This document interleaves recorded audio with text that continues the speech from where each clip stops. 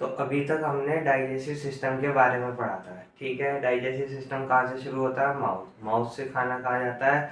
Panics. Panics से खाना कहाँ जाता है? ईसोफेगस। ईसोफेगस से खाना कहाँ जाता है? स्टमक। स्टमक से खाना कहाँ जाता है? Small intestine.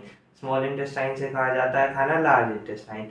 अब हम आज पढ़ेंगे एक्सेसरी ग्लैंड्स, मतलब ये हमारे मेन डाइजेस्टिव सिस्टम का तो पार्ट होते नहीं है, लेकिन डाइजेशन कराने में इनका एक महत्वपूर्ण योगदान रहता है, ठीक है। इनमें से बहुत सारे एंजाइम्स और हार्मोन्स निकलते हैं जो फूड के ब्रेकडाउन के लिए बहुत आवश्यक होते हैं, ठीक है। इसलिए इनको हम कभी भी नेग्लेक्ट नहीं कर सकते। ये हमारे डाइजेस्टिव सिस्टम का एक एडिशनल पार्ट होता है, ठीक है। जिसमें सबसे पहले आते हैं सलाइवरी ग्लैंड्स, ठीक है। तो सलाइवरी ग्लैंड्स क्या होते हैं? ये हमारे मुंह में लोकेटेड होते हैं इस तरफ, ठीक है। इनका काम क्या होता है? दाल निकलती है ना हमारे मुंह से, वो सलाइवरी ग्लैंड्स की वजह से ही निकलती है, जिनकी वजह से क्या होता है, जो अगर हमारे मुंह में लिक्विड, ऐसा लिक्विड ना हो, मान लो हमारा मुंह सूखा हुआ है बिल्कुल और हम कुछ खाते हैं, तो उसे हम इजीली सटक नहीं पाएंगे। तो इसका काम क्या होता है, ये हमारे मुंह में खाने के साथ मिल जाती है और उसको थोड़ा सॉफ्ट कर देती है ताकि हम उसे इजीली सटक पाए, ठीक है। तो मेनली सलाइवरी ग्लैंड्स का काम क्या होता है? सलाइवा प्रोड्यूस करना, जो खाने को इजीली हमारे माउथ से स्टमक तक पहुंचाने में आवश्यक होता है, ठीक है। यहीं से ही हमारा ब्रेकडाउन भी स्टार्ट होता है, स्टार्टिंग का, ठीक है। देखो, और ये डाइजेशन में भी काम आता है, ओरल हेल्थ में भी और स्पीच में भी। अब जो हमारा सलाइवरी ग्लैंड्स होता है वो तीन हिस्सों में बटा होता है। पहला कौन सा होता है?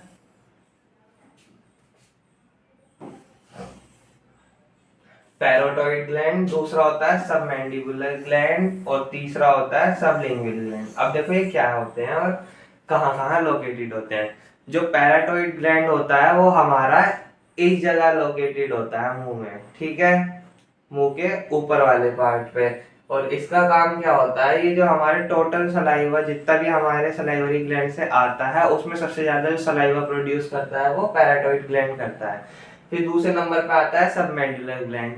ये क्या होता है, ये पैराटॉइड ग्लैंड से तो छोटा होता है लेकिन सबलिंगुअल ग्लैंड से बड़ा होता है और ये हमारे दोनों जबड़ों के बीच में लोकेटेड होता है। इसका काम भी सलाइवा प्रोड्यूस करना होता है। देखो सलाइवरी ग्लैंड के पार्ट है तो तीनों का काम सेम ही होगा, सलाइवा प्रोड्यूस करना। बस क्या होगा, कोई ज्यादा अमाउंट में सलाइवा प्रोड्यूस कर रहा होगा तो कोई कम अमाउंट में सलाइवा प्रोड्यूस कर रहा होगा और इनकी लोकेशन हमारे माउथ में थोड़ी अलग अलग होगी। जैसे पैराटॉइड ग्लैंड यहाँ ऊपर की तरफ होता है, सबमेंडुलर ग्लैंड यहाँ दोनों जबड़ों के बीच में होता है और सबलिंगुअल ग्लैंड ये जीभ के हमारे नीचे की तरफ होता है। और ये हमारी बॉडी में सबसे कम, मुंह में सबसे कम सलाइवा प्रोड्यूस करता है, ठीक है। तो ये इसकी क्लासिफिकेशन है एनाटॉमी बेसिस पे, ठीक। अब दूसरी होती है पैनक्रियाज। यहाँ से खाना खा के अब वो यहाँ से होता हुआ यहाँ आ गया स्टमक पे। अब इधर होती है हमारी पैनक्रियाज। पैनक्रियाज क्या होती है? Pancreas is a gland located in abdomen behind the stomach. Stomach के पीछे होती है और डाइजेशन में और ब्लड शुगर रेगुलेशन में एक बहुत इंपॉर्टेंट रोल होता है। देखो डाइजेशन में क्या होता है, इसमें से एंजाइम्स निकलते हैं या बहुत सारे एसिड से भी निकलते हैं। वो क्या करते हैं, वो हमारे फूड का ब्रेक डाउन करते हैं, ठीक। और दूसरा ब्लड शुगर कंट्रोल करने में क्या काम करती है, क्योंकि यहीं से ही हमारी बॉडीज में इंसुलिन और ग्लूकागन निकलता है। देखो इंसुलिन का काम होता है ब्लड शुगर को लेवल में लाना, कम करना बढ़े हुए ब्लड शुगर को, और ग्लूकागन का काम होता है ब्लड शुगर को बढ़ाना, ठीक है।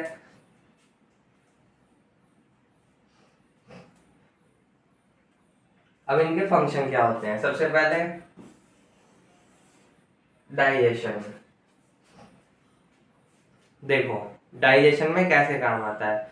अब हमने खाना खा लिया, स्टमक में स्टोरेज होती है, कुछ ब्रेकडाउन स्टमक में हुआ, स्टमक से कहाँ जाता है, वो स्मॉल इंटेस्टाइन में।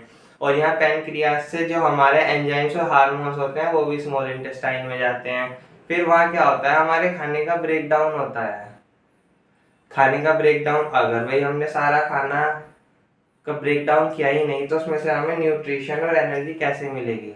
ब्रेक डाउन करना तो जरूरी है, तो इसलिए हमारा पैनक्रियास से क्या निकलते हैं, एसिड निकलता है जो हमारे स्मॉल इंटेस्टाइन में मिलता है और वहां पे जाके हमारे फूड का क्या होता है, ब्रेक डाउन होता है। ठीक है। दूसरा ब्लड शुगर रेगुलेशन, देखो ये मैंने अभी बताया, इंसुलिन से दो हार्मोन्स निकलते हैं, वो पैनक्रियास से दो हार्मोन निकलते हैं, कौन कौन से, इंसुलिन और ग्लूकागन। इंसुलिन शुगर लेवल को कम करने के काम आता है, ग्लूकागन शुगर लेवल को बढ़ाने के काम आता है। देखो यही बात दिख रही है, insulin help lower blood sugar while glucagon raise it. Insulin जो है ब्लड शुगर को कम करता है और ग्लूकागन ब्लड शुगर को बढ़ाता है, ठीक है। अदर हार्मोन्स, अब ऐसे नहीं है दो ही हार्मोन निकलते हैं पैनक्रियास से, बहुत सारे और भी हार्मोन्स निकलते हैं। देखो जैसे ये क्या काम करते हैं, ये ब्लड शुगर को रेगुलेट करने का काम करते हैं। अदर हार्मोन्स क्या करते हैं, वो हमारे फूड के ब्रेकडाउन में भी काम आते हैं, बहुत सारी सेल ग्रोथ होती है उनमें भी वो काम आते हैं, ठीक। अब हमारा तीसरा एक्सेसरी ग्लैंड होता है लीवर, और लीवर हमारा लार्जेस्ट ग्लैंड होता है, और स्किन के बाद सबसे बड़ा ऑर्गन भी लीवर ही होता है, और सबसे बड़ा ऑर्गन हमारी बॉडी में होती है स्किन। स्किन के बाद दूसरे नंबर पे सबसे बड़ा ऑर्गन जो होता है वो लीवर होता है, ठीक है। ये डायफ्राम से नीचे की तरफ होता है एब्डोमिनल थोरैसिक कैविटी में, ये हमारी थोरैसिक कैविटी हो गई, ये एब्डोमिनल कैविटी हो गई। तो इसका एरिया होता है एब्डोथोरैसिक कैविटी, इधर कहीं होता है स्टमक के पीछे की साइड, ठीक है। वे इट्स वेट अबाउट, ये 1.4 किलो का होता है, रबड़ी होता है पकड़ने में। अगर हम कभी लीवर को पकड़ेंगे तो कैसा लगेगा, रबड़ जैसा, रेडिश ब्राउन कलर का होता है, ठीक है। इसमें बहुत सारे फंक्शंस होते हैं। डिटॉक्सिफिकेशन,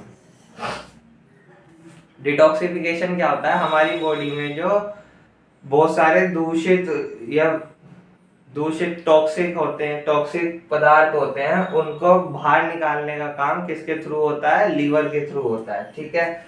प्रोटीन सिंथेसिस, हमारी बॉडी के निर्माण के लिए प्रोटीन आवश्यक है, और प्रोटीन का सिंथेसिस किसके द्वारा होता है, लीवर के द्वारा होता है। एंड तीसरा production of chemical used in digestion, बहुत सारे केमिकल एसिड जो हमारे डाइजेशन के लिए यूजफुल होते हैं वो कहाँ बनते हैं, लीवर में बनते हैं, ठीक है।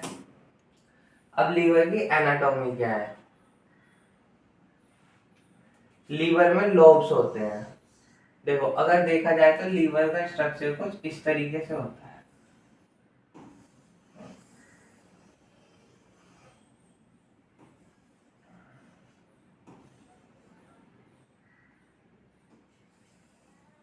ऐसा सब कुछ होता है, ठीक है।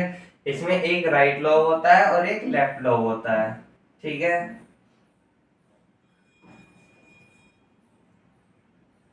यहाँ पे थोड़ा ऐसा सब कुछ,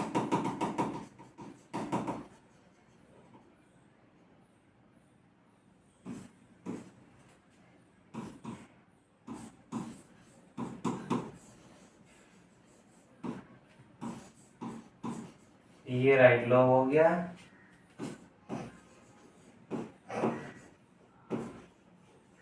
और ये लेफ्ट लोब हो गया, ठीक है। राइट लोब हमारा लेफ्ट लोब से क्या होता है, बड़ा होता है, ठीक। फिर दूसरे नंबर पे आते हैं ligaments. The falciform ligaments divide into right lobe and left lobe and attach to the liver and abdominal walls. देखो इनका काम क्या होता है, ये राइट लीवर को लेफ्ट लीवर से अटैच करते हैं और हमारे एब्डोमिनल की जो वॉल होती है उससे चिपके हुए होते हैं। फिर आता है सेगमेंट।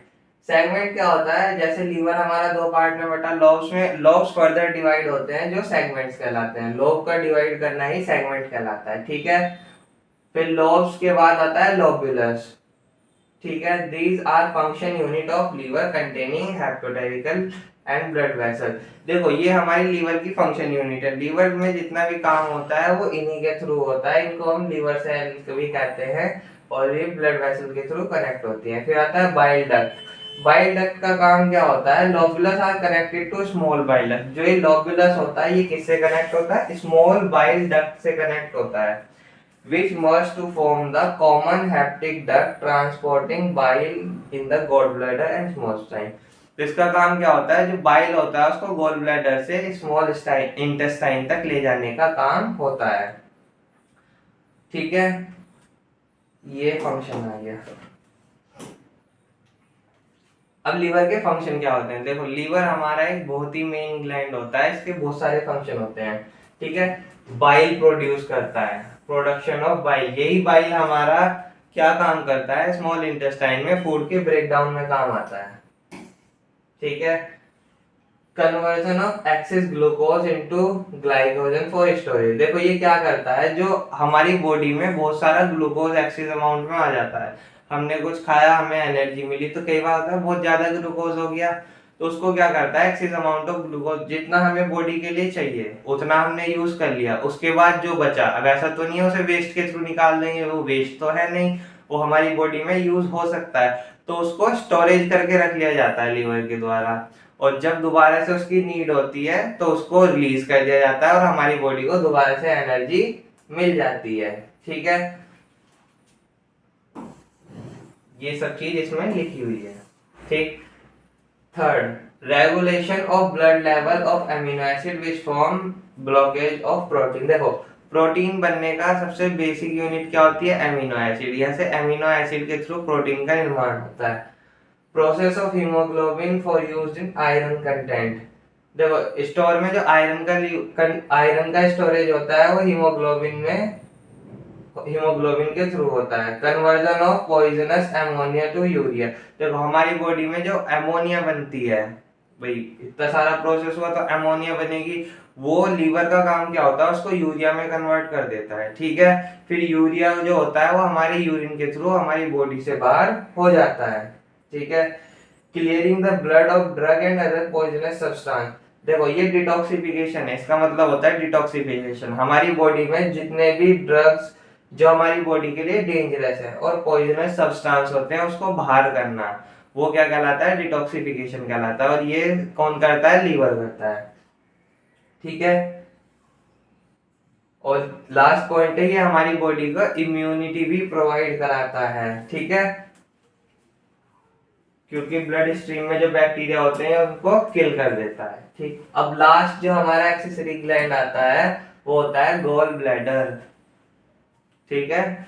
गॉल ब्लैडर क्या होता है, देखो ये एक पाइप ऐसे थैली जैसा ऑर्गन होता है, होलो खाली सा, ऐसी थैली सी होती है, ठीक है, जहां पे बाइल इज स्टोर्ड।